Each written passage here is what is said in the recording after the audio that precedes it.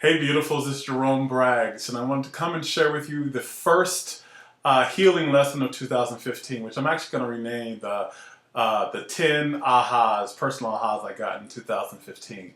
But today's number one aha was that the practice of loving yourself is not comfortable. I know that if you follow my work, you know that at the core of my work and the core of my teaching is to love yourself. I truly believe and have come to know through my own awakening journey that until we love ourselves, nothing really works well in our lives.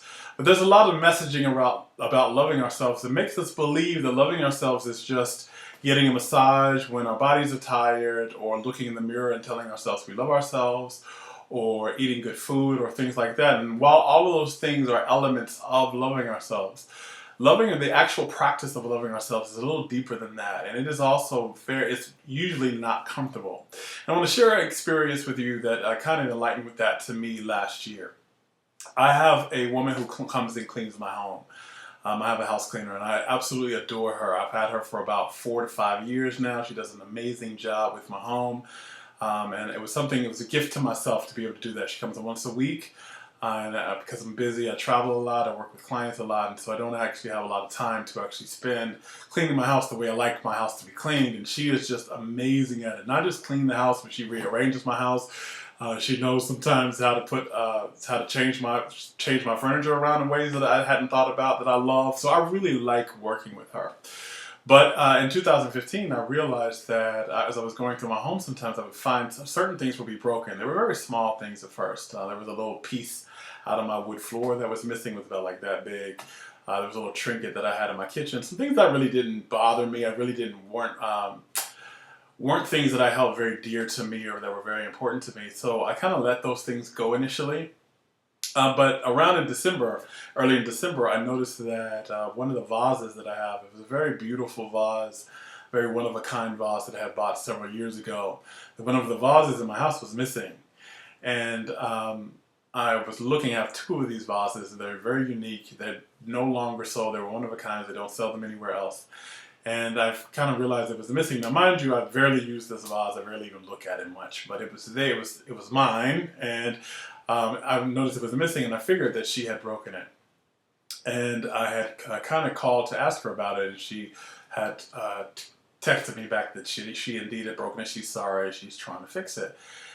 And it brought up something within me. One, that a boundary of mine had been crossed, that had been broken, and it had been weeks that I had noticed that that had been missing, and that nothing was said to me, that I had to actually confront her to get her to talk about that there was no restitution being made, there was nothing being offered from her for that. And so I felt like internally that I needed to honor my boundary, that I need to set some very clear boundaries, that I need to speak up for myself, and that I need to confront her about that. But that the whole issue of trying to do that was really uncomfortable. This is somebody I really loved.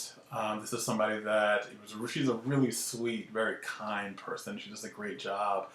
And the idea of having to confront her around this and to be as fierce as I need to be around this was really uncomfortable. And I was going back and forward with whether I wanted to do this or not. And very clearly in my meditation, it was very clear, in order to honor myself, in order to be loving of myself, in order to set my boundaries and to not feel like I was betraying myself, I need to speak up about this, and I need to seek restitution for this.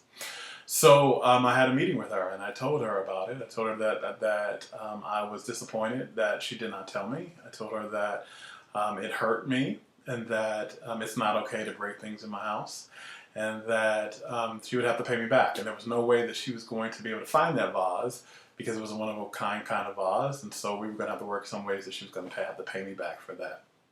And I did it in a very compassionate way, but I was also very fierce about it. I also very honored myself. But the entire process of doing that, the entire process of speaking up for myself, of honoring my boundaries and having to have a hard conversation to confront an issue that was arising, that was not serving me, and that was dishonoring me in some way, was very uncomfortable. But that is kind of taught me just a huge aha. There's a lot of conversations that we have in the spiritual community, in the metaphysical community, in the New Thought community about loving ourselves. And we can oftentimes kind of glaze over with that message to make it seem like the practice of loving yourself always is a feel-good practice. And the truth of that is that oftentimes when we love ourselves, the practice of loving ourselves is not comfortable. When we have to stand up for ourselves, we have to speak up for what we need, when we need to set boundaries and honor our boundaries, that can be an uncomfortable practice, but that's all a part of loving ourselves. When we have to stop judging ourselves, and start making everything about you enough and perfect and whole, that can be very uncomfortable in the beginning. Looking in the mirror in your own eyes, especially if you do this naked, and telling yourself, I love you. There's nothing about you that needs to change. You are a perfect being, is very uncomfortable if you're not used to doing that, especially if you have messaging that says you're not attractive, or you're too fat, or you're too thin, or you're too much, or you're not enough. That's an uncomfortable practice. Facing your fears, it can be very uncomfortable. So the practice of loving ourselves is not a comfortable practice, but the outcome and the result is always a comfortable practice. Because after I did that, after I confronted her, after I stood up for myself and I spoke for what I needed, I felt empowered. I felt like I had honored myself. I felt nourished, and I felt in alignment. And that definitely felt good. So the aha, or the lesson here, is the practice of loving ourselves does not always feel comfortable, but the result of loving ourselves always feels good. When we honor ourselves, we feel empowered. When we stop making ourselves wrong and start making ourselves enough and whole and lovable, we feel loved and we feel nourished. When we face our fears, we feel free. And so, although the practice of loving yourself may not be comfortable, the result of it, the outcome of it,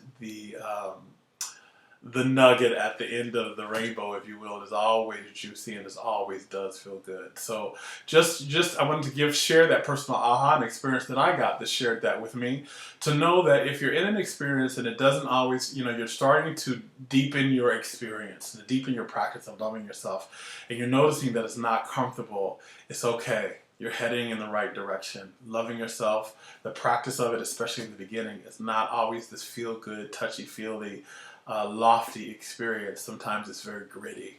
Sometimes it's very uncomfortable. But I can promise you that if you will continue that practice, the result and the outcome of that will be glorious, and you will feel expanded and more alignment, and you'll feel happier.